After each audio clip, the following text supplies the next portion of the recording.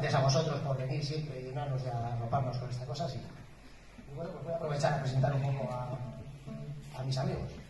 Y aprovechando que estamos celebrando, ¿no?, la Hermandad de las Estrellas, ¿no?, pues se va a presentar a 4 estrellas, bueno, 4 estrellas más o menos.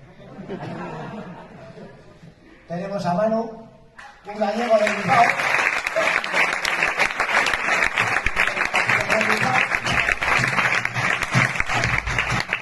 Los de Bilbao hacen donde quieren, pues los gallegos también. A Pablo.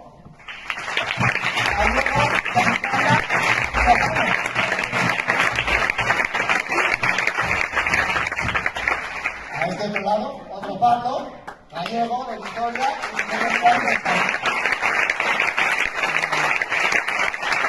y bueno, un servidor, aquí también gallego de aquí de Miranda, de toda la vida.